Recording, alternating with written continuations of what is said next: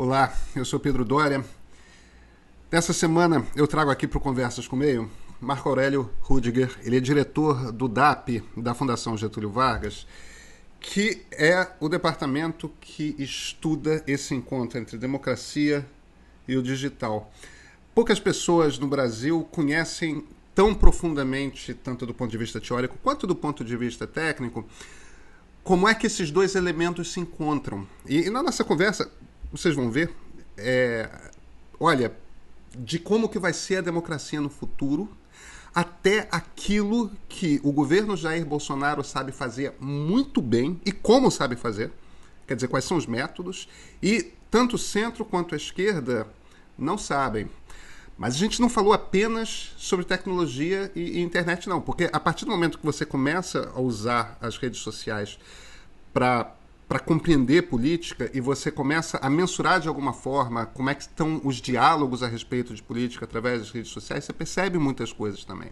E uma das coisas que a turma do DAP, liderada pelo Marco Aurélio, perceberam é que existe uma novidade muito importante acontecendo no cenário político. Não quer dizer que ela vá se consolidar, não quer dizer que ela vá se cristalizar e vá apontar para o futuro, mas é o seguinte: daquilo que existia até pouco tempo atrás, que era uma polarização entre direita e esquerda, está surgindo um centro muito forte. Um grupo muito grande de pessoas que não querem o retorno da esquerda por conta de episódios principalmente ligados ao Petrolão, mas também ao Mensalão. Não querem essa direita, não essa, certamente, e que buscam alguma coisa diferente. Quer dizer, existe um centro político nascendo no Brasil. Se ele vai se consolidar e se tornar de fato uma força política relevante, a gente ainda não consegue dizer, mas isso é uma das muitas observações que esse estudo que o DAP faz das redes sociais nos permite ver neste momento. Então, sem mais delongas, vamos à conversa com Marco Aurélio.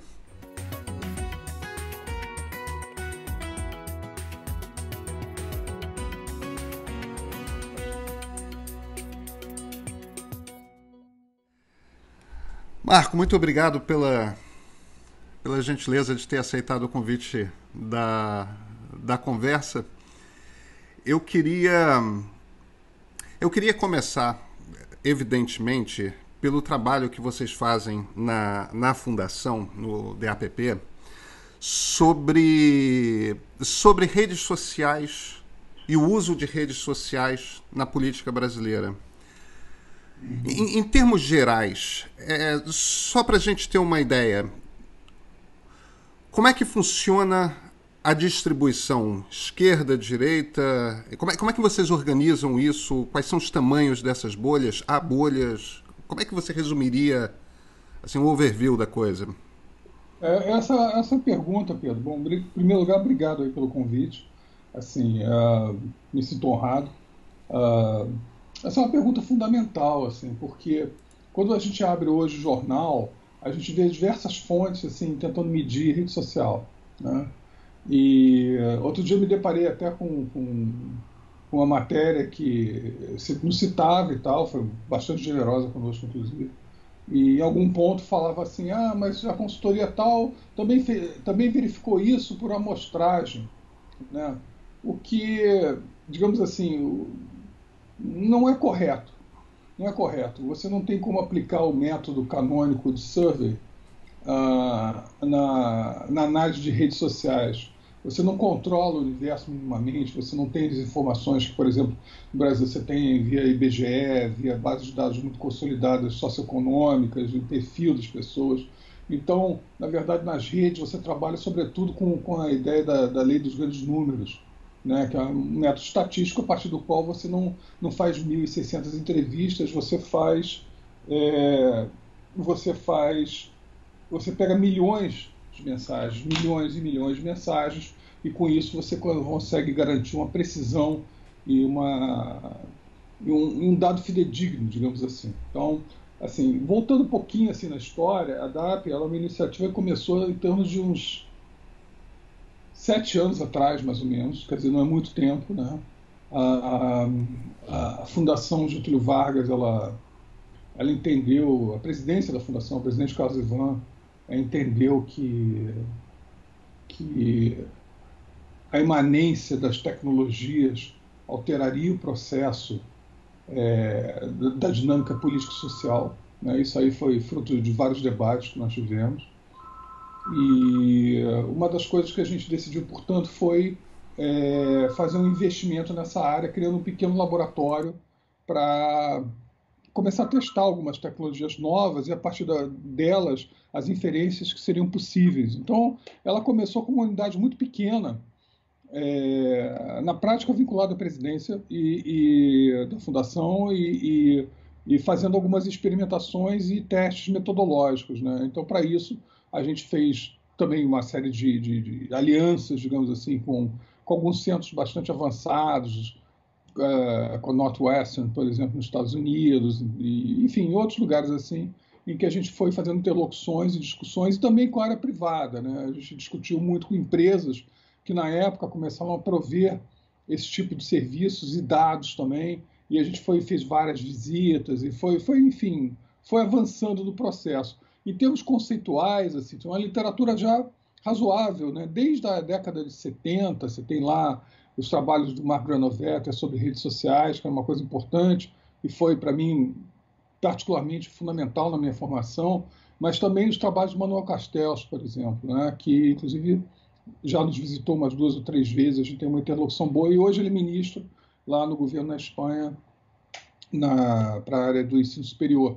Então, esse conjunto, né, consolidado através depois da tese de doutorado, etc., isso tudo gerou uma base, digamos assim, forte de fundamentação para a gente fazer esse passo.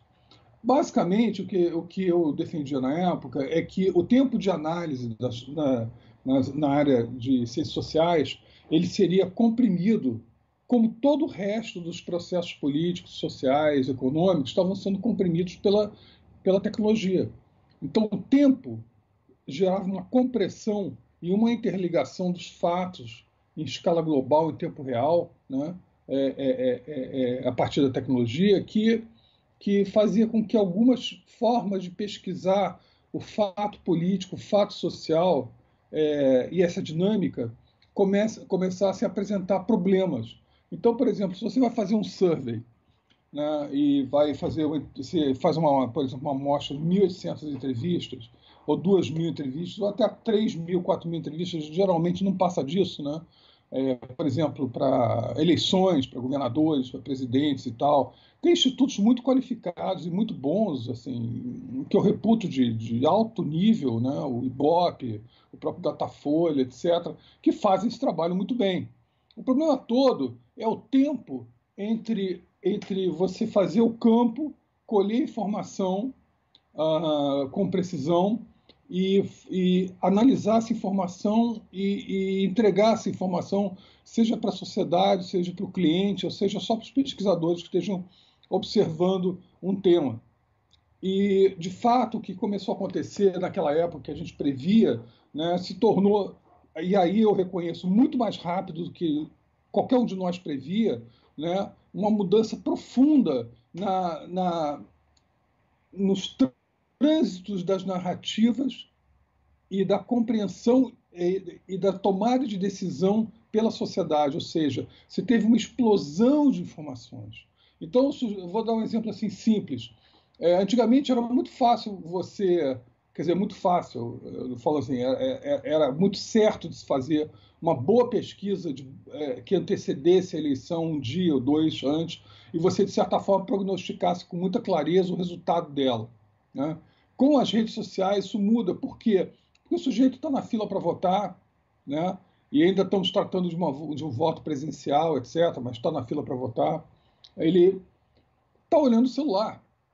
E no celular, muito embora ele não converse com ninguém da fila, até porque você não pode fazer esse tipo de coisa na hora da votação, ele está conversando com centenas de pessoas ali, ele está recebendo informações, ele está recebendo inputs, ele está, na verdade, num processo de decidir o que ele vai fazer naquela hora, naquele momento, na fila.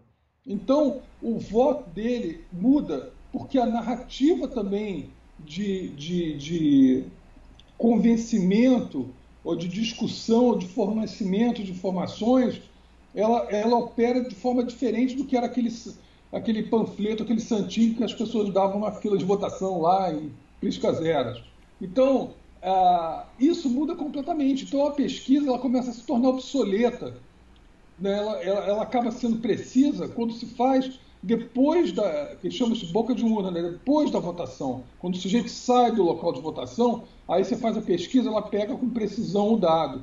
Mas antecedendo um dia ou dois, já não pega mais. Isso acontece porque esse trânsito ficou tão veloz, essa mudança tão veloz, que as pesquisas não pegam tanto. Então, na verdade, as redes elas têm um poder avassalador de não só a gente conseguir auscultar a sociedade de uma forma muito profunda, principalmente usando a teoria linguística e a semiótica, né? Associada, evidentemente, à capacidade tecnológica de lidar com milhões de mensagens por vários meios diferentes, porque lá a gente olha desde o Facebook até o WhatsApp, mas principalmente o Twitter, a nossa principal fonte, enfim, mas também assim, uma capacidade de prognosticar, muitas vezes, tendências. Então, se tornou uma coisa muito poderosa, mas não só por causa do nosso trabalho, porque na sociedade ela promoveu uma mudança profunda na cultura e no hábito. Então, é uma camada muito profunda de mudança que a gente assiste hoje, e eu digo para você, sem sombra de dúvida, que esse processo de pandemia, a necessidade das pessoas interagirem cada vez mais por meios como a gente está falando agora, né? Seja por Skype, por Zoom, ou, enfim, ou por Teams, ou seja lá o que você estiver usando, WhatsApp, enfim, o FaceTime. Isso vai mudar agora de uma forma ainda mais acelerada a forma como se pensam as coisas, como se faz política, como se critica política, como se influencia, como se forma opinião, como se transitam informações. Então eu acho que a gente está eu diria assim, a gente está num momento agora, com 20 anos de atraso, inaugurando o século XXI. Cara, eu acho que você abriu várias avenidas aí de conversa só nessa explicação inicial. Uma delas que me interessa, mas eu vou querer abordar mais tarde, é uma coisa futuro da democracia, porque eu acho que a gente vai ter que repensar como é que funciona o processo de uma eleição, né? Porque, entre outras coisas, parece ser algo até manipulável, de certa forma, a opinião pública, mas não deixa eu me perder muito, não. Vamos começar por agora. Uma das coisas que nós na imprensa, com muita frequência, a maneira como nós na imprensa com muita frequência vemos o governo Jair Bolsonaro, é como um governo muito pouco sofisticado, muito primitivo, muito sem método. É claro que o Exército traz algum tipo de metodologia, mas com muita frequência o presidente atropela, tem aquela coisa atrapalhada, muito instintiva e por parte do próprio presidente e das pessoas mais próximas dele, né? Agora, por outro lado, eu tenho a impressão que, seja por instinto, seja por técnica, no uso de redes sociais, eles são muito mais sofisticados do que qualquer outra força política no Brasil sequer chega perto. Você acha que a minha impressão está correta? Você acha que não? Como é que você lê esse uso de redes por parte deste grupo político? Eu acho assim, eu acho que a sua percepção é correta. Eu tendo a concordar com você. Eu acho que eles, assim, se você olhar assim, um quadro geral, é uma coisa meio tosca, né? A forma como eles conduzem a política, nós fora o que você possa pensar, assim, a favor ou contra, etc. Tem uma certa... Enfim, o Bolsonaro vem de baixo clero, né? Então, assim, não há ali uma grande sofisticação. Existe uma esperteza, né? Uma esperteza, digamos assim, né? Mas não uma sofisticação, né? Não é uma operação sofisticada como, enfim, em outros governos houve. Eu diria, inclusive, sendo muito honesto, que eu acho que o governo Temer, por exemplo, né, que é um governo que foi um governo de transição, um governo assim, bastante tenso em vários aspectos, até porque era um governo numa transição e criticado, aberto, etc. Mas nesse aspecto ele funcionava muito melhor do que o governo Bolsonaro. Entendeu? Então, assim, se você olhar isso, assim, eu não tenho dúvida que, por exemplo, o ex-ministro Meirelles, né, é uma competência infinitamente maior do que o atual ministro da Economia, o Paulo Guedes. É uma opinião pessoal, mas assim, eu senti uma segurança no Meirelles que eu não sinto hoje. Hoje eu vejo uma pauta, por acaso especificamente do Guedes, ela é um tanto quanto datada, porque ele propagar a Universidade de Chicago, ok, mas a Universidade de Chicago teve muitos problemas com a vinculação que houve de vários dos seus pensadores e ex-alunos com a ditadura chilena. Isso para eles não foi uma coisa boa para a imagem deles, entende? E eles não têm... Então, o Paulo Guedes, de certa forma, está meio que alceado naquele momento, digamos assim, né, e daquelas ideias. E houve uma evolução grande lá para cá. A parte da pauta dele é datada. Eu aposto, inclusive, assim, com certeza, até para a própria Universidade de Chicago, o próprio Departamento de Economia lá. Então, mas enfim... Não, mas Chicago não pensa mais como pensava no início dos anos 80. Não, e aí é curioso, porque se alardeia muito, ele veio da Universidade de Chicago, ele é neoliberal, porque veio da Universidade de Chicago. Bom, tem uma crítica muito grande sobre o que foi feito naquela época, e que foi pensado naquela época, né? A desigualdade que se promoveu naquela época, por exemplo, problemas que foram derivados a partir dali, né? A própria ideia, essa ideia do voucher, por exemplo, para as escolas, né? Isso não é uma ideia atual, não é uma descoberta de hoje. Essa ideia, quando vem em discussão, isso foi aplicado na época do governo Reagan, por exemplo, com vários problemas de passagem. Você dá o voucher para uma criança, não quer dizer que você resolve o problema dela, porque se ela mora longe das boas escolas, ela vai ter um problema de transporte, vai ter um desgaste, vai ter um cansaço, vai ter segurança, tem uma série de problemas vinculados ali. Então, são outras questões, mas assim, em geral, ele é um governo que é curioso, porque eu não tenho dúvida que os militares têm um nível de capacidade de organização, e são, ao fim e ao cabo, servidores públicos também, são muito capazes do que fazem, em geral, né?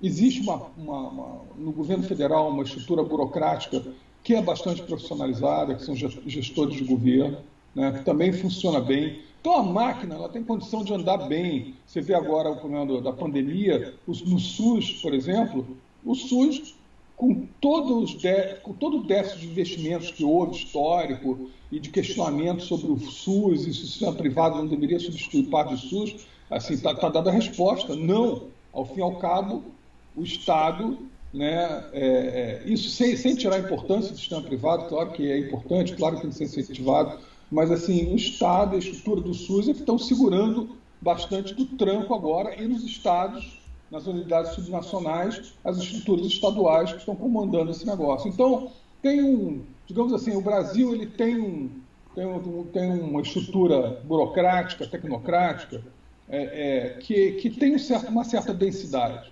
Eu acho que isso é bom para a gente, isso nos ajuda. Isso certamente cria problemas para uma visão distinta do governo. Eu vou falar disso daqui a pouquinho, mas isso nos ajuda. Agora, a estrutura política que veio da política, que veio junto com o presidente da política, essa é muito disruptiva, essa é mais tosca também. Mas nas redes, você tem toda a razão, eles operam bem. Eles não operam bem nas redes institucionalmente, eles operam bem nas redes na política. Institucionalmente, eu acho que eles operam mal.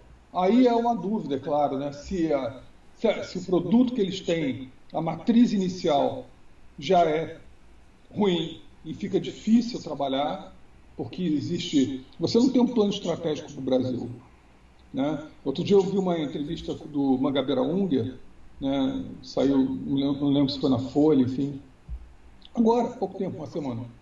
E é interessante, eu acho o Mangabeira um tremendo intelectual, respeito ele para burro, mas o problema todo é que ele fala assim, precisamos de uma agenda. Assim, eu acho que eu estou cansado de ouvir isso, que a gente precisa de agenda. Eu não sei, eu acho que a gente não precisa de agenda nenhuma, a gente precisa de estratégia. A gente precisa de ação, a gente precisa implementar as ideias que a gente já sabe que dão certo, que são boas, né? E essas ideias estão aí, só que elas estão na estante, elas não estão em prática. As ideias que estão em prática são ideias muito datadas, são ideias de uma visão política antiga, né? De uma visão econômica antiga e de uma visão social muito vinculada a uma dificuldade de entendimento da simetria que a gente vive, né? Que é histórica, né? E o comportamento, principalmente da classe média alta, por exemplo, é terrível, porque nós temos um déficit gigantesco de justiça social no país, né? Que é o que nos atrasa mais de qualquer outra coisa. Mas então, nas redes, voltando aí, nas redes, especificamente na área política, eles são mais capazes que o resto. A esquerda não lida bem com isso, curiosamente, porque no passado a esquerda começou a usar as redes melhor do que qualquer outro campo político, né? A direita usa muito melhor para os objetivos dela, né? E aí a gente pode discutir os objetivos dela e tal, e a forma como é destrutivo e corrosivo para as instituições e para a própria política, né? Para a ideia da política, né? Como algo que é o avesso digamos assim, da guerra, digamos assim, né? Quando você não tem política, você tem a guerra. Tem a guerra, a política de outra forma, né? O Clausewitz dizia, mas o fato é que ou você tem política ou você tem guerra. Então a gente tem política, né? E você corroer isso, o que sobra? Sobra um conflito, né?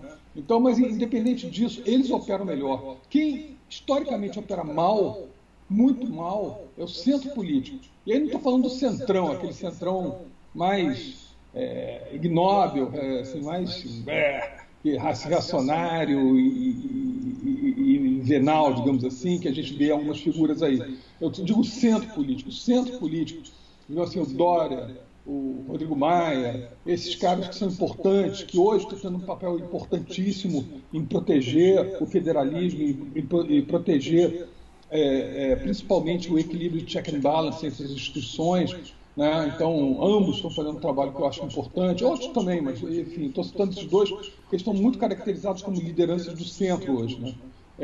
Eles são muito bons no que fazem, mas eles usam mal as redes, né? Então, se você olhar desde 2013 até agora, a série histórica, basicamente o Brasil vive a polarização, que todo mundo fala, polarização e tal, entre a esquerda, basicamente, a esquerda eu boto assim, de forma mais hegemônica, assim, o PT, mas tem o PDT, lá com o Ciro e tal, não sei o quê, e do outro lado você tem uma direita gigantesca. Então a gente tem esse quadro o tempo todo, né? Essa crise do coronavírus fez o centro aparecer de uma forma orgânica, muito forte. Quando eu falo orgânica, para quem vai nos ouvir depois, eu estou dizendo assim, com pouca interferência de bots ou desinformação, etc. Muito pouco, né? Então, esse centro cresceu e ocupou um espaço enorme, né? E hoje o que a gente tem, talvez pela primeira vez desde 2013, é uma ruptura da polarização, como a gente vinha discutindo, né? E você tem três campos muito fortes nas redes, né? E se você somar o centro com a esquerda, bate basicamente em torno de 70% nos dias de hoje. Então, esse campo da direita, que era gigantesco, com a pandemia e com o fato do próprio presidente ter subestimado publicamente várias vezes e desinformado muito sobre a pandemia e sobre os procedimentos que deveriam ter sido feitos de forma preventiva, que houve tempo para isso, inclusive, né? Eles perderam espaço e foram perdendo, e isso é um pouco da raiz do problema hoje, que leva inclusive ao tensionamento interno dentro do governo e a tentativa de mudança de pautas políticas que são iniciais do governo. Então, a saída do Moro, por exemplo, assim, nós fora todos os problemas que foram apontados ali pelo próprio Moro, etc., tem uma questão ali do tensionamento político a partir da perda do espaço que eles percebem pelas redes, e pelas redes eles prognosticam a capacidade deles de recuperação potencial ou não, né? E a própria situação, daí, o lançamento daquele Pro Brasil, que é uma quase uma contraposição em termos de estruturais, de política econômica e desenvolvimento em relação à proposta de Paulo Guedes, né? Então, esses tensionamentos todos vêm de vários inputs que eles têm, mas principalmente, entre outros, esse das redes aponta isso para eles. Então, eles são atentos a isso, eles têm uma máquina muito bem construída, eles têm um entendimento de como operar nisso, que eu acho que os outros campos, apesar de crescerem, não têm isso ainda, né? E isso é um problema porque a política daqui para frente vai ser feita também crescentemente com base nos meios de comunicação digitais em tempo real. Deixa eu te fazer, então, duas perguntas. Eu vou te pedir para responder uma depois da outra. A primeira pergunta é a seguinte: você saberia descrever um pouco o que eles fazem direito que os outros campos não conseguem fazer direito? E a segunda pergunta isso me interessou muito, essa coisa, porque eu percebo lendo minha timeline no Twitter, mas ler a timeline no Twitter, a quantidade de distorções que existem lá, só das que o algoritmo joga, você não sabe se você está lendo algo que reflete de fato o que a média está vendo, ou se você está vendo algo que é só feito para você, né? Mas eu tenho justamente essa impressão de que existe um movimento novo, diferente, que é isso mesmo, é o centro, aparecendo com mais força onde não aparecia antes. Então a minha primeira pergunta é isso: o que é que essa direita ligada ao Bolsonaro sabe fazer que os outros não sabem? O que é? E o segundo ponto seria: por que você acha que de repente tem o surgimento desse centro político nas redes? Bom, a primeira pergunta é a seguinte: o que eu estou chamando, a gente está até trabalhando em cima disso agora para soltar uma matéria, um trabalho aí em parceria com alguém para olhar isso com mais atentamente. A gente já tinha mencionado isso antigamente, assim, em outros trabalhos nossos, né, principalmente quando a gente fez um estudo grande com o Atlantic Council sobre desinformação, e, enfim, a gente mostrou isso bem, de forma até gráfica. Mas eu estou tentando dar um nome para isso, que eu acho que é uma engenharia da desinformação, né? Mas eu poderia também chamar de engenharia da informação. O fato é o seguinte: eles conseguiram fazer duas coisas. Eles entenderam claramente que uma forma deles ganharem uma dinâmica que desse uma certa independência, apesar dos recursos serem relativamente escassos no início, que eles se propuseram a criar uma cara da direita, né, per se, no quadro político. Eles entenderam que as redes poderiam ser um caminho que iria facilitar isso. Em parte também porque em outros países essa experiência aconteceu. Nos Estados Unidos aconteceu, certamente com muito mais recursos, mas se você for olhar a origem o Breitbart, por exemplo, o Gab, que é uma rede social basicamente de direita, etc. Assim, eles já era, digamos assim, uma parte dessa nova estratégia e que se repetiu em outros países. Eles foram atrás disso e buscaram. Eu acho que teve também uma inteligência aí que foi do momento, né? Pensar assim, por quê? Porque assim, você tinha, na verdade, um polo que era muito hegemonizado pelo PT e um polo de centro e direita, mas basicamente centro, com a hegemonia do PSDB. Bom, em algum ponto, principalmente na última eleição, teve um desgaste muito grande de algumas lideranças, principalmente do Aécio, né? E eles começaram a pensar para a gente construir o nosso espaço, que eles acharam que estava aberto. A gente tem que se lançar, mesmo que a gente perca, porque é assim que se constrói um movimento político. Você não se constrói um movimento político só pela vitória, mas sim pela insistência da organização, né? A estrutura, a organização, ela é chave nisso, né? E você ir ganhando espaço na tua mensagem e no campo, né? Nas ruas, nas residências, na cabeça das pessoas. Então eles falaram: vamos lançar um candidato que, mesmo que perca, vai criar um espaço grande aí. Então, eu não sei, eu acho que eles não esperavam, talvez, no início, um sucesso tão grande, mas isso criou uma dinâmica muito grande, muito forte. Boa parte disso foi por causa das redes, que eles usaram bem. eles usaram bem por causa de uma engenharia de informação ou desinformação. Porque se você olhar hoje, por exemplo, e analisar um processo, você tem... hoje, eu diria, o debate tem muitos robôs, mas ele está bastante orgânico, ele não é só robôs, não. Então, tem algumas mensurações aí que eu discordo, que dizem que tem centenas de robôs, milhares de robôs. Tem muitos robôs, assim, mas tem um nível de organicidade diferente da eleição. Na eleição era tudo muito maior e mais violento, né? Então, basicamente, você vê assim, algumas pessoas soltam algumas ideias. Antes, robôs soltavam as ideias e eram repetidas. Hoje, algumas pessoas soltam essas ideias. Em seguida, você vê os robôs pegarem essas ideias, né? Não que eles vão capturá-las, mas eles operam uma mensagem muito assemelhada. Então, em termos do seu conteúdo, é uma construção de narrativa virtual. É isso que eu quero dizer, né? E depois, quando você vai para os discursos, sejam discursos defensivos de pessoas de ponta, digamos assim, desse segmento político, né? E por vezes em discursos até oficiais você vê que a narrativa fecha, entendeu? Então, eu não quero aqui dizer assim diretamente que todo esse ecossistema está absolutamente interligado até no nível dos escalões oficiais do governo, não estou dizendo isso. Mas o fato é que a narrativa que permeia todas essas estruturas, subestruturas, ela é uma só. E isso dá um poder de alavancagem muito grande. E aí a narrativa, sim, ela é muito coordenada. Entendeu? Então, nos outros campos, a narrativa é mais descoordenada, ela é mais de oposição, ela tende a ser mais orgânica. Não que a esquerda não tivesse usado robôs, não. A gente detectou robôs também na esquerda durante a eleição.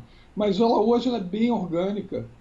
E essa narrativa ela vem do repúdio que as pessoas têm uma série de práticas, de discursos, de políticos, que é muito fácil você sentir um certo distanciamento dessas propostas, porque se alguém fala, por exemplo, isso é uma gripezinha, o brasileiro mergulha na lambe, tem que ser estudado porque sai com saúde disso, são coisas que afrontam a dignidade das pessoas. Então é muito impactante a gente vendo os números crescendo, os casos, e dizendo que não, que as pessoas têm que ir para a rua, e vendo as pessoas, grupos de apoio repetirem isso. Isso tudo gera um repúdio grande, então é natural que as pessoas se posicionem.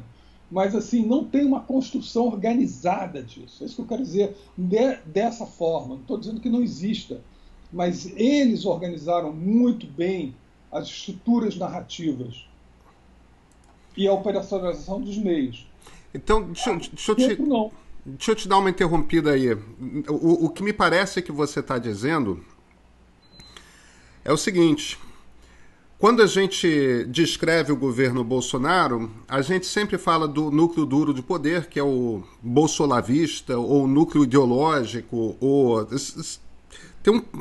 varia um pouco o termo, mas é ali aquele grupo que inclui o Bolsonaro, inclui os 3 filhos dele, principalmente o Carlos e o Eduardo, o Flávio às vezes um pouco mais distante, e um grupo de assessores que são extremamente leais e quem Bolsonaro quase nomeou o Jorge Oliveira ministro da Justiça, embora ele não tenha currículo nenhum para o cargo, mas é aquela coisa de...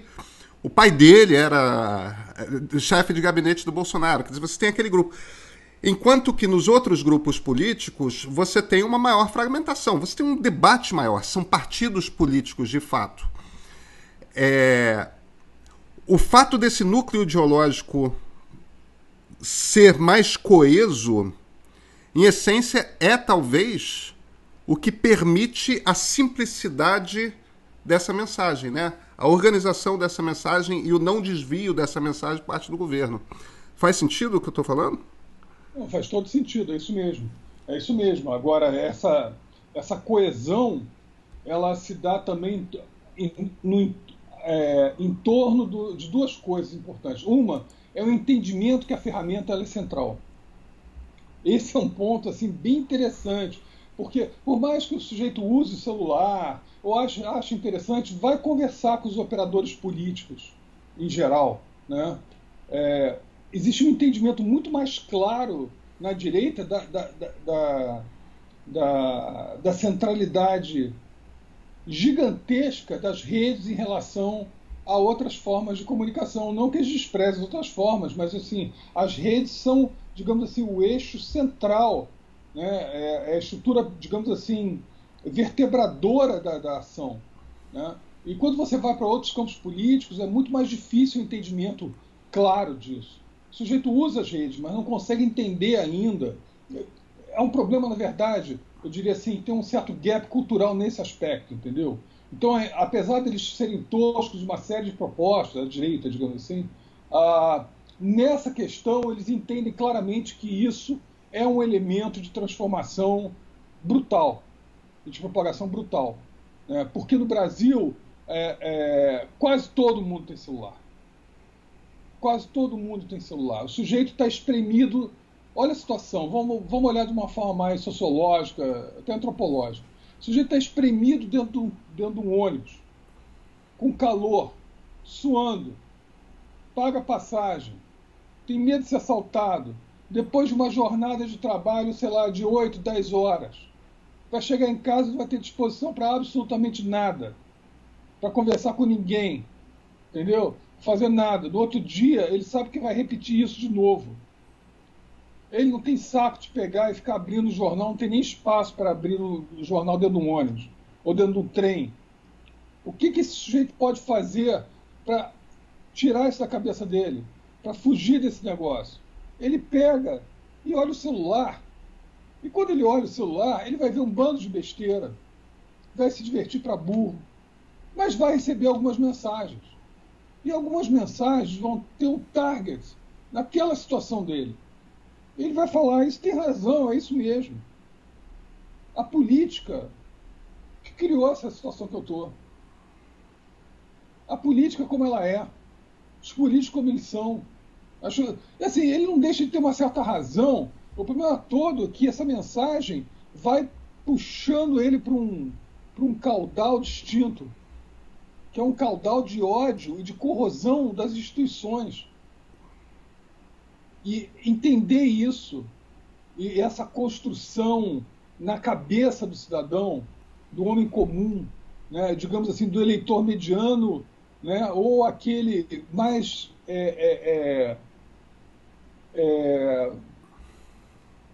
um termo que eu nem gosto de usar, mas aquele que é na estrutura social mais subalterno, né? O sujeito olha aquilo como até uma válvula de escape dele. Então essa construção que dialoga, digamos assim, com um certo protofascismo, né, ela acaba dando um apelo muito forte, né? E a esquerda perdeu essa discussão por várias razões, inclusive porque no poder não conseguiu conduzir, digamos assim, seu próprio comportamento da forma mais ética possível. Então, ainda que muitas coisas importantes tenham sido feitas, Bolsa Família, etc., etc., mas se perdeu em algum ponto tudo isso, né? Se perdeu na prática do governo, no dia a dia, foi muito tempo dentro do governo, né? Acho que foi meio corrosivo isso. E o centro, como é o centro, como ele estava mais estabelecido, como ele tinha mais condições, ele apostou errado. Na última eleição, o Alckmin apostou na televisão, na propaganda eleitoral da televisão, que é importante, mas não era suficiente nem um pouco. Então não conseguiu compreender a dinâmica entre o programa de televisão e a rede, porque é mais ou menos a dinâmica da pesquisa de rua e a rede. A pesquisa de rua vai te dar um dado muito preciso, mas ele vai te dar um dado, sei lá, a cada 2 meses, ou mesmo que você aperte muito, contrata um estudo toda semana, mas tem um tempo de fazer o campo, de levantar, etc. Só que com a compressão do debate, os fatos foram ficando tão próximos e a mudança tão rápida, que às vezes uma pesquisa feita em 10 dias fica totalmente obsoleta quando ele chega na mão do seu contratante, digamos assim. Então, na verdade, o certo, portanto, é um mix dessas coisas, né? E o Alckmin não conseguiu fazer isso, não conseguiu entender. Então, eles têm esse negócio. Então, assim, ele assim, tentando assim, resgatar ali a tua pergunta no início, eu acho que eles, apesar de terem propostas políticas que são absolutamente obscurantistas sobre muitos aspectos, né? Estou falando desse núcleo olavista, central, etc., né? Estou falando daquele grupo mais, né? Não estou falando aí dos militares, não estou falando aí da burocracia estatal, né? Esse grupo ideológico, vamos chamar assim, ele, apesar de ser muito obscurantista e tal, eles tiveram a compreensão disso, né? E se apropriaram disso, mas não como um elemento de transformação para melhorar a sociedade em termos das suas relações institucionais, federalistas e tal. O que você vê na prática, é um ataque muito grande em dois eixos. Um eixo que é um eixo horizontal, entre os poderes, né? O check and balance é uma coisa que incomoda demais a estrutura do Executivo Federal. O Executivo Federal supõe que deveria ter mais autonomia na construção das suas agendas e não ser tão pautado pelos outros poderes, né? E essa é uma discussão interessantíssima, na verdade, acho que é a mais fascinante de todas. E também em termos verticais, né? No eixo vertical, porque questiona muito o federalismo, principalmente a independência dos municípios e dos estados, que lograram uma vitória enorme no STF agora em função do direito de imporem uma série de restrições que, no final, enfim, são de fato propriedade, digamos assim, de políticas públicas subnacionais. Pô. Então, só resgatando essa parte horizontal que eu falei, esse é um negócio importante, porque isso é chamado, assim, nos Estados Unidos da ideia do executivo unitário, né? O executivo unitário foi um negócio que surgiu nos Estados Unidos num debate interessante, já na época do Reagan, mas depois veio se aprimorando dos subsequentes governos conservadores. Começa nos anos 70 ainda, no governo Nixon. Exatamente.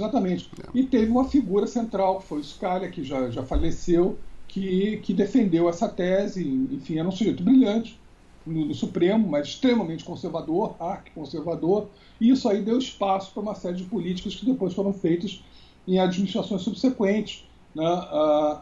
E até hoje, digamos assim, por exemplo, o governo Trump, ele namora com essas teses e tal. Enfim, isso eu acho que seria o sonho dos ultraconservadores brasileiros, entendeu? Mas isso nos Estados Unidos não é pacificado. Isso é objeto de extrema discussão entre os setores democráticos, etc. E não digo só do Partido Democrata, eu digo da sociedade civil em geral, né? Então isso é bastante... E lá eles têm todos os anteparos dos pais fundadores, a preocupação com uma série de direitos, de limites dos poderes e tal, que é uma construção que, de certa forma, nós não temos. Nós não temos essa robustez toda. Nós até temos, hoje em dia, né, isso foi feito, mas não nesse nível, não nesse tipo de profundidade, principalmente não ensinado em escolas, da forma como deveria ser ensinado em escolas. Então você não tem noção, por exemplo, da discussão da democracia numa escola do ensino fundamental, digamos assim, o ensino médio, né? Então isso é uma pena no Brasil. Então essa construção cívica, que é tão importante em termos desses anteparos, que tem uma certa sofisticação, na verdade, mas ela é importante, tem que ser traduzida para as pessoas entenderem, ela é central, e isso é uma coisa que acho que incomoda profundamente a direita no Brasil. A direita no Brasil tem como alvo principal, na minha opinião, a capacidade dela construir uma agenda, inclusive a agenda de costumes dela, mas também uma agenda econômica, etc., e política, né, que dá uma emanência do poder executivo em relação aos outros poderes, dá uma priorização, né? E isso é, digamos assim, talvez o grande fundamento, o grande cerne de toda a disputa política que a gente tem hoje. Só que isso não está evidenciado, né? E o coronavírus problematizou isso tremendamente. Então, mas trouxe também à tona, porque existe um conflito. Eu sou presidente, eu quero gerir de certa forma o SUS, eu quero gerir de certa forma o Polícia Federal, eu quero gerir de certa forma as políticas das unidades subnacionais, né? E por outro lado, não, você não tem esse direito e tal. Eu não estou dizendo aqui nem quem está certo e quem está errado, eu só estou falando que esse é o conflito. Esse é o conflito. Só que as redes estão dentro disso. E as redes reverberam essa discussão, e elas são muito bem traduzidas para o público da direita. porque os influenciadores, além desse núcleo familiar, além desse grupo ideológico, tem seus influenciadores com canais. E aí a gente entra numa discussão, por exemplo, de como é que tem canais que disparam fake news e que você não sabe quem dirige o canal, quem financia o canal, quem é o responsável, o redator, quem é o diretor, como qualquer órgão de imprensa deveria ter e tem. Não é accountable. Surge um canal, daqui a pouco tem centenas ou milhares de seguidores, espalha uma notícia absolutamente mentirosa, com imagens distorcidas, e fica por isso mesmo. Então a gente tem uma carência de regulação, a gente tem uma carência de transparência na área das redes, e isso afeta profundamente a nossa democracia. A CPMI, que eu tive lá, inclusive, depondo, né, dando minha contribuição, enfim, o convite, eu ressaltei isso muito, entendeu? A lei de proteção de dados, pô, esse negócio tem que ser posto em prática, né? E eu acho, inclusive, que a gente deveria ter uma autoridade de proteção de dados a nível subnacional também, não é só no governo federal, não. Eu acho que a gente deveria ter a federal como o Ministério Público. O Ministério Público Federal tem que ter o Ministério Público Estadual. Você tem que ter a lei você tem que ter a autoridade de proteção de dados federal e depois nos estados também. Eu acho que isso é a experiência da Alemanha interessante nesse sentido. A Alemanha é um caso muito interessante, porque a Alemanha, por causa da história pregressa dela, foram feitos uma série de anteparos legais, constitucionais, etc., para proteger a privacidade, para proteger a sociedade, para evitar a desinformação ao máximo. E a gente tem que olhar para isso. E aí eu digo que o centro político erra. Ele não consegue entrar nessa discussão. Deixa eu te segurar aqui. Só para... Quando você fala da Alemanha, da experiência pregressa, você está falando de Gestapo e Stasi, né? Da polícia secreta do nazista e depois da polícia secreta da Alemanha comunista, que eram extremamente invasivas da vida do cidadão, né? Vamos falar então do centro político. Por que você acha... A gente estava comentando da dificuldade que a esquerda brasileira tem neste momento de se concentrar numa mensagem. O centro é muito pior. O centro sequer consegue concordar com uma palavra que o defina. Se é social-democrata, se é social-liberal, se é neoliberal, se é liberal, você não... O centro não... O centro não concorda em nada, o centro não sequer se identifica, o brasileiro não sabe que existe um centro político. O que aconteceu, você acha, que faz com que, de repente, nessa pandemia, brote nas redes sociais com força um discurso, que é um discurso plural, porque vem de várias pontas, né, que representa um centro político? Eu acho o seguinte, existe a seguinte constatação. Assim, você vê que,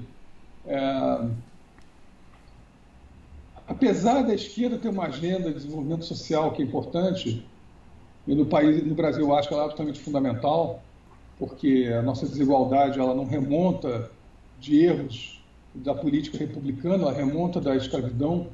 A escravidão deixou uma marca gigantesca no DNA da cabeça do brasileiro. A gente vê o comportamento das nossas elites. E quando eu falo elite, não falo pessoas riquíssimas, eu digo assim, a classe média instruída, por exemplo. Muitas vezes, em que lugar do mundo um candidato que defende ex-torturadores e diz que não era algo significativo teria o apoio de pessoas instruídas nesse ponto? Entendeu? É uma coisa muito difícil de se aceitar, assim, né? E não é razoável, mas ainda assim se insiste nisso. E a raiz da tortura culturalmente no Brasil remonta justamente ao período da escravidão, onde a tortura dos escravos era regular, né? E a relação do público com o privado era totalmente deformada, enfim. Então, isso explica muita coisa. Acho que o Brasil ainda tem...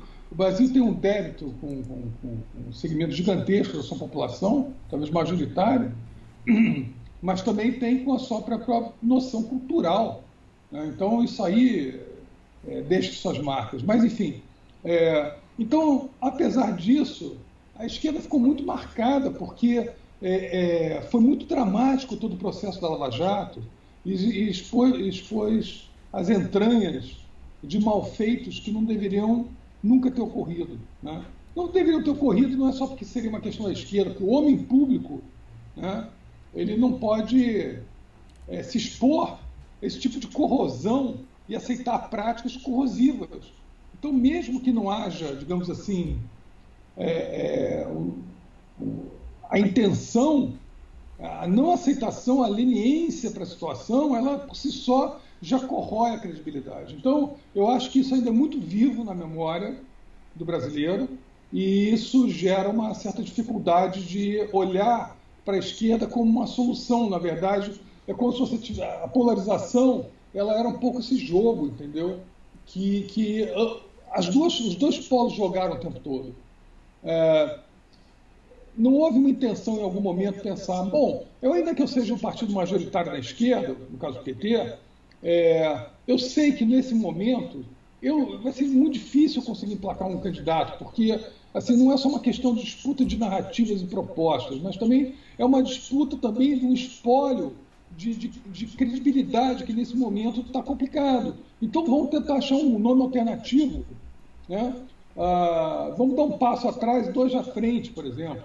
Isso não aconteceu, eu não vou entrar nessa discussão por que eu acho que aconteceu isso. Eu tenho uma série de pressupostos aí, mas não vou discutir isso. O fato é que se jogou na polarização e talvez fosse melhor perder para uma candidatura de direita e fazer o contraponto do que emplacar um outro nome mais ao centro que tivesse razoabilidade. O outro lado acha ótimo isso, porque ele precisa desse discurso, que é um discurso assim, muito bizarro, ele é pândego, de certa forma até, né?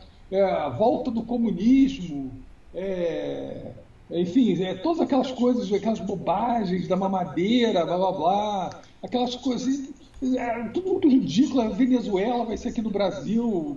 Ninguém fala isso, não entende o que é Venezuela, não entende o que é Brasil direito nesse aspecto. Pô. O Brasil nunca vai ser uma Venezuela. Assim, nossa construção institucional é muito mais robusta do que qualquer coisa que você possa ter por aí, no nosso entorno, digamos assim. Mas o fato é que eles jogaram esse jogo entre eles. Eles foram esmagando o centro. Mas hoje, quando o cara olha, ele olha assim, se isso aqui está ruim, mas eu também não quero, nesse momento, voltar para aqueles atores lá. Vai ter um tempo para purgar ainda essas questões na esquerda, isso que eu acho. E o centro, então, ele se torna assertivo. E aí eu acho que foi interessante, porque, por exemplo, o papel do Rodrigo Maia no Congresso foi muito assertivo. Ele não se furtou, digamos assim, de tensionar, de fazer a crítica, digamos, quando ele achou que a crítica era necessária, protegendo o legislativo e a instituição. E quando ele fez isso, premeditadamente ou não sei, pensado ou não, ele protegia também o check and balance. E aí você olha, por exemplo, o Dória, que é mais recentemente, né? Quando ele vai e reafirma que São Paulo vai ter uma política extremamente proativa no sentido da contenção da epidemia, etc., ainda que hajam custos econômicos, explica o custo econômico maior virá se nós não fizermos isso, porque ele virá de qualquer maneira o custo, assim, e vai para a televisão e peita o governo federal, isso gera liderança também. A liderança se conquista dessa forma, né, ocupando espaço. Né, e de forma afirmativa. O Blair tinha um pouco essa tese, né, que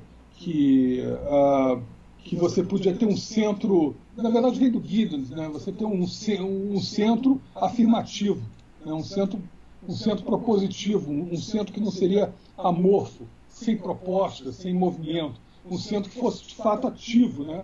Então, eu acho que no Brasil começou a existir essa consciência, que você tem que ter um centro ativo. Você tem algumas pessoas que é distinto do centrão, né, na forma de pensar a política, na forma de pensar as instituições, concordando ou não. Né, eu não estou aqui me alinhando, não. Estou só dizendo que isso gera uma outra dinâmica. Então a pessoa fala, bom, o centro pode ter esses problemas todos, mas se eu não quero esse lado, não quero esse lado, e esses caras aqui que estão no poder estão fazendo alguma coisa, eu vou apoiar isso. Eu vou apoiar isso. E daí ele começa a crescer. E uma parte que estava com a direita, porque não queria a esquerda, mas estava na direita só porque não queria a esquerda. Fez um câmbio, voltou, digamos assim, à sua posição original. E quando volta à sua posição original, fortalece esse centro ainda mais. Então eu acho que o centro começou a ganhar um momento, sabe? Foi numa dinâmica de crescer. E daí está tão forte nas redes. E não é, na minha opinião, e pelo que a gente vê pelos dados, assim, eu te digo, é muito orgânico. Teve uma discussão, por exemplo, que acusaram o Rodrigo Maia de repente ter disparado nas redes. Foi muito engraçado. Acho que foi Eduardo Bolsonaro sugeriu. Não, ele não sugeriu isso. Na verdade, alguém sugeriu isso. Ele replicou a mensagem, enfim. Mas que o Rodrigo Maia disparou num determinado momento nas redes. E aí essa mensagem que alguém fez e tal dizia basicamente assim que, bom, isso não pode ser orgânico.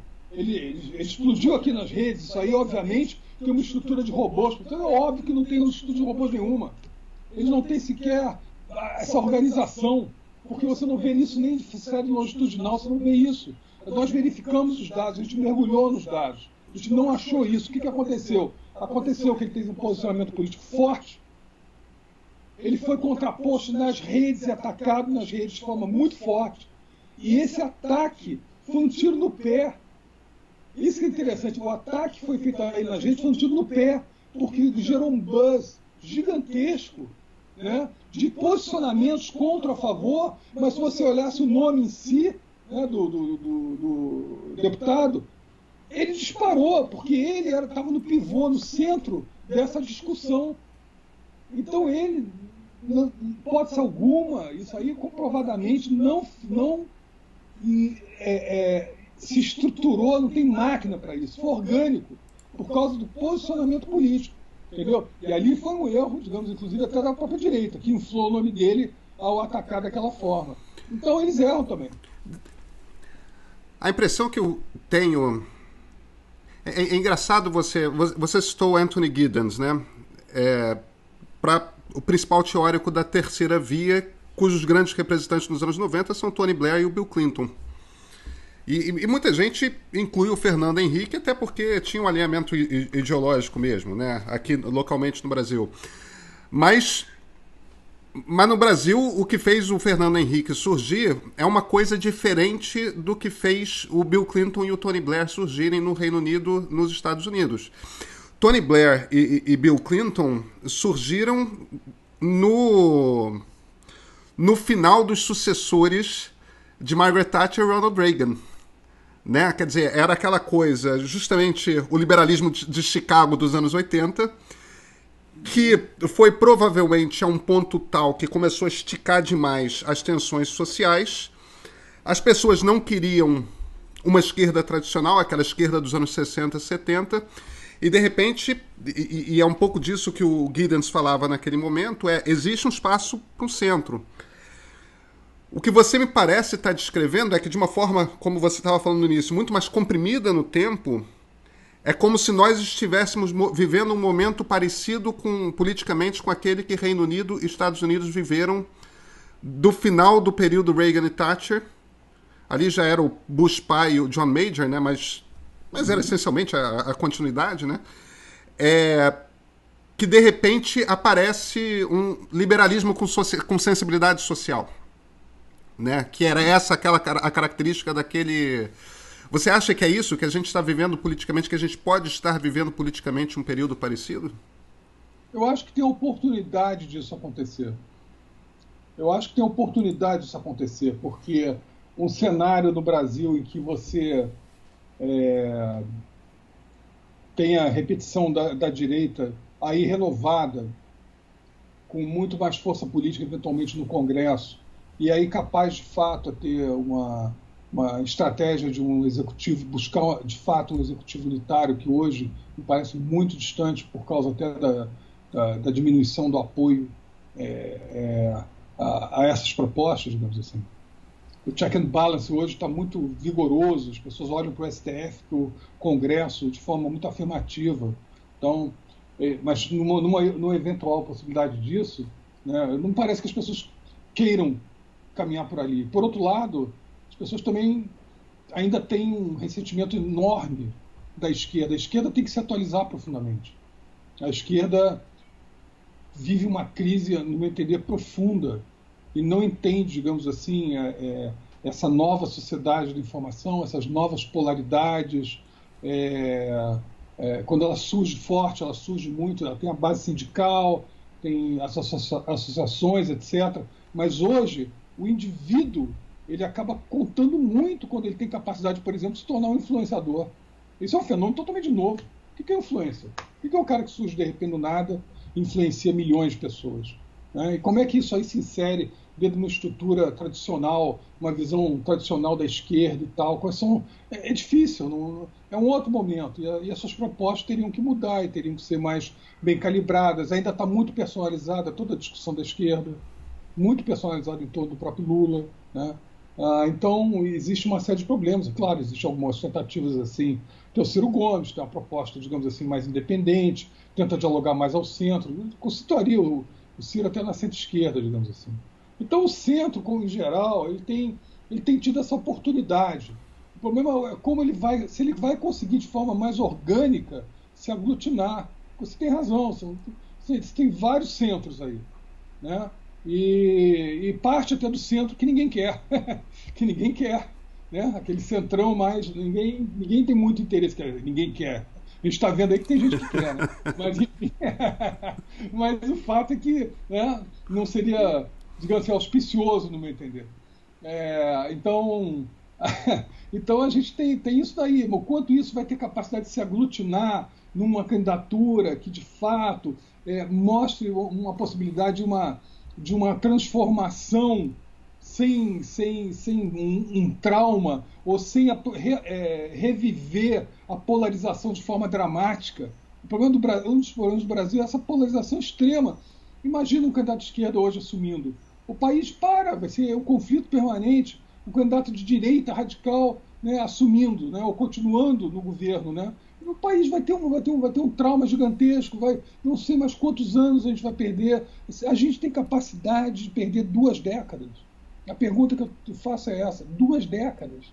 Não tem, porque o mundo está muito mais rápido. Apesar de todos os problemas, apesar da pandemia, a pandemia vai reestruturar tanta coisa, vai mudar tanta coisa. Se a gente pensar na geopolítica, por exemplo, cadeias produtivas que são longas hoje, que boa parte delas se situa, digamos assim, na China e em outros países. Talvez alguns países achem que determinadas cadeias produtivas tenham que voltar ou serem realocadas ou redistribuídas, que é até uma oportunidade para o Brasil, né? Porque acham que isso estrategicamente pode afetar sua capacidade de autonomia, independência e defesa. Então, vão haver muitas mudanças nesse pós-pandemia. O Henry Kissinger, muito pouco tempo atrás, acho que é a coisa de um mês atrás, num artigo no Wall Street Journal, ele dizia exatamente isso, que o problema dos Estados Unidos hoje, maior, não só lidar com a situação atual, mas pensar qual vai ser a sua estratégia após essa situação. Porque esse mundo aí é um mundo que requer uma estratégia distinta da que a gente está operando até agora. Muito mal comparando com o século XX, é como se a gente não tivesse chegado aí em 1914, entendeu? Não teve Primeira Guerra Mundial, a gente não teve as dramáticas transformações que vieram depois, mas os elementos já estavam ali, eles só não estavam exatamente combinados. Acho que a pandemia ela abre uma série de perspectivas sobre, por exemplo, qual é o impacto da inteligência artificial, né? Que todos nós já estamos sendo impactados. Qual vai ser o impacto da robotização de toda a estrutura produtiva, ou boa parte dela, dos serviços? Qual vai ser o impacto, digamos assim, da realocação de cadeias produtivas? Como é que isso altera a geopolítica entre os países, entre a China e os Estados Unidos, o Mar do Sul da China, por exemplo? Enfim, tem uma série de questões aí que vão ser altamente impactadas e outras, por exemplo, o Zizek, por exemplo, discutindo a volta do Estado, todo mundo se volta para o Estado, que estava sendo tão criticado, com todas as suas insuficiências e deformidades, para dar respostas numa situação como essa. Principalmente o trade-off entre a democracia e a aceitação de perda de parte da sua privacidade para poder aumentar a eficacidade das políticas públicas a partir de dados que podem ser utilizados para prevenir pandemias.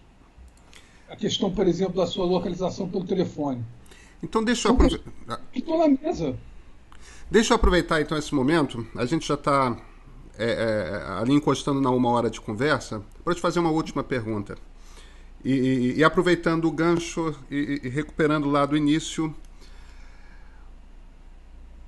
o que é essa democracia digital? Como é que você imagina que é a democracia do futuro? Como é que a gente vota? Como é que são as dinâmicas de conversa? Eu imagino que você já deve ter pensado muito sobre isso. A gente está pensando muito sobre isso, e a gente está pensando, inclusive, em ampliar, de certa forma, a própria estrutura da DAP hoje, né, lá na Fundação, de forma a contemplar, digamos assim, o estudo dessas questões do impacto da comunicação de uma forma mais ampla ainda, além da pesquisa aplicada, né, mas uma discussão conceitualmente teórica, né, e prospectiva do futuro e do impacto dessas tecnologias todas, né? Assim, eu acho o seguinte, acho que eu não tenho uma resposta para você. Assim, o que eu vejo são possibilidades de mudança. Essa, por exemplo, da utilização de dados pessoais, da localização das pessoas em relação à pandemia, por exemplo, é absolutamente vital, mas isso implica uma perda de privacidade. Bom, há anos atrás, Manuel Castells já dizia que a privacidade estava totalmente demolida, praticamente, né? Eu tendo a concordar com isso, só que eu acho que está indo mais ainda. Então, eu acho que a gente precisa do Estado, mas a gente precisa, sobretudo, de um aperfeiçoamento institucional em que a legislação de proteção de dados do indivíduo, de transparência das instituições, da bionanotecnologia ser regulada, do uso da tecnologia de informação, da inteligência artificial, também passar por diversos critérios, o que implica a independência de agências de tecnologia. Por exemplo, a gente não tem uma agência controladora sobre o uso da tecnologia e das pesquisas, por exemplo, né, de nanobiotecnologia. Então, talvez tenha que ter um aprimoramento da estrutura estatal, mas esse aprimoramento não pode vir só com uma robustez maior do Estado, tem que vir com uma transparência maior ainda do Estado. Então, são coisas que vão ter que ser reinventadas. A gente vai ter que reinventar, digamos assim, voltando lá aos pais fundadores, né? É um momento que a gente está precisando de novos pais fundadores, digamos assim, para o mundo digital. A gente precisa criar um arcabouço elegante, né? Como foi da Declaração da Independência, né, nos Estados Unidos. A gente precisa de uma nova construção desse tipo, né, que seja um balizador das nossas sociedades daqui para frente. Porque a distopia da pandemia pode apontar para uma possibilidade de distopia ainda maior com o uso da informação. Então, enquanto que... Eu me lembro que quando me apaixonei pela temática das redes, a grande questão norteadora era utópica, né? Era o seguinte: as redes vão permitir uma coisa fantástica, o renascimento de uma ágora digital. Então, a partir daí, a gente vai poder fazer uma discussão política densa e fazer um processo de transformação crítica mais ampla em termos da sua discussão, da sua propagação e sobre a nossa sociedade. Fantástico isso, era um momento assim fantástico, era um momento em que, digamos assim, a Apple estava surgindo com muita força no horizonte, as pessoas começaram a pensar nisso tudo como grandes possibilidades, etc., os celulares começando a se popularizar e tal. O que a gente vê hoje é uma distopia, né? A direita mais radical, por exemplo, na Europa, né, usando isso para organizar e tirar do armário pessoas que têm um pensamento, digamos assim, próprio nazista, né, e ressurgindo, né, e o fascismo ressurgindo não só nos países no qual ocorreu. Aliás, esses países hoje são mais vacinados contra isso do que os outros, mas justamente em outros países onde isso não ocorreu com tanta força, né? Então você tem o fascismo como fenômeno global. Não tem um país do mundo, sem exceção, que não tenha a possibilidade de ser afetado por isso. Como uma hipertrofia também do Estado, enquanto você tem uma hipossuficiência dos parâmetros democráticos e institucionais para a sociedade digital. Você tem uma hipossuficiência nesse momento, né? Então, eu acho que a gente tem que pensar nessa ideia de tentar fortalecer uma espécie de declaração de independência dos pais fundadores para a época digital. Eu acho que isso seria uma coisa importante, essa reflexão. Acho que ela ocorre, tem vários intelectuais pensando sobre isso, mas isso é dramático, porque não há muito tempo. Não há muito tempo, né? No Brasil, a lei de proteção de dados já devia estar assim, operando a 1000 por hora. Né? As plataformas deveriam... Eu não acho que... Isso é uma coisa que lá atrás eu perdi, que eu quero voltar. Tem uma discussão muito séria em que parte da oposição, inclusive da esquerda e do centro, acabam comprando, que é um argumento que tem sido usado muito na CPMI aqui, da fake news, que não pode haver esse tipo de discussão de ter qualquer tipo de controle sobre plataformas, etc. Alguma regulação, eu acho que tem que ter um controle absoluto, não. Sou contra, mas alguma regulação tem que ter. Bom, mas a discussão se você fizer isso, você vai limitar a liberdade de expressão. Ora, isso é um argumento, isso é um sofisma. Isso é um sofisma que a direita mais radical no Brasil está usando para poder continuar operando, em muitos casos, uma desinformação bastante avantajada. E isso está absolutamente errado. A desinformação em si é um mal, né? Não há fact-checking que segure tudo isso. Ainda mais com a deep fake news que está chegando. Eu já vi alguns exemplos em fóruns internacionais e é assustador. Então, assim, falar hoje sobre a liberdade de expressão, que acho absolutamente fundamental e basilar, né? Isso é uma coisa pétrea, na minha opinião, liberdade de expressão, tal, de pensamento. Porém, tem um dilema que está no Popper, está no John Rawls, em uma série de teóricos, que basicamente é simples. Qual o limite de tolerância ao intolerante? Então, assim, você tem direito de expressar, pensar o que você quiser, mas tem um limite em que você ameaça a própria possibilidade de outros também se expressarem. Então, esse é o limite dessa liberdade, quando você fecha ao outro a possibilidade da mesma liberdade. É um paradoxo, mas é um paradoxo da democracia, mas é central. Então o Karl Popper fala sobre isso extensivamente, o John Rawls fala sobre isso extensivamente, e é uma tradição, que eu não estou falando uma tradição de esquerda, John Rawls é um liberal, mas é um liberal de um matiz diferente do Paulo Guedes, é um matiz diferente desses caras aí que se dizem liberais, mas na verdade querem uma desconstrução do Estado e querem impor uma pauta de costumes e agenda que é obscurantista. Então, e que a gente vê que não funciona, porque na hora que o bicho pega, quem é que vem aqui nos salvar? É o SUS, são as estruturas estaduais, com extrema dificuldade de eficiência. Então, toda essa discussão está posta na mesa. Então, assim, em termos de sociedade digital, eu acho que a gente está com um dilema na frente. Eu acho que a votação pode vir um dia de ser totalmente digital, não há problema nisso. Você vai, enfim, na Estônia, você vai ver coisas assim, né? Já acontecendo, mas exige um nível de cultura, exige um nível de anteparos democráticos, etc., que não são comuns no mundo, né? E aqui, em especial, não são também. Então, hoje, aqui é uma terra de ninguém. Aquilo que se chamava de faroeste, né? A gente está nisso. E a discussão sobre a liberdade de expressão, ela é utilizada, ainda que central e importante, na forma de um sofisma. Eu não estou defendendo isso porque eu acredito no seu direito de posicionar contra. Estou defendendo isso porque eu quero poder falar o que eu quero, da forma que eu quero. E aí é diferente. E eu vejo uma série de segmentos da representação política de centro-esquerda acabarem comprando esse argumento pela incapacidade, muitas vezes, de fazer essa crítica que eu estou fazendo aqui. Que não é uma crítica minha, é crítica de teóricos do liberalismo, inclusive. Então, eu acho que é isso. A gente tem que... Mas a vida é processo. Eu acho que é luta. Acho que a democracia se constrói dessa forma mesmo. Né? A gente só tem que agir. Não pode ser omisso. Acho que é isso. Marco, foi uma conversa excelente. Eu te agradeço muitíssimo. Bom, eu que te agradeço a oportunidade e, enfim, vamos começar continuar com esse diálogo. E você tem sido um cara importante nessa discussão. É isso que eu quero te dizer. Você tem trazido esses temas de forma muito qualificada, entendeu? O espaço que você tem ocupado na mídia, trazendo isso, essa é a pauta.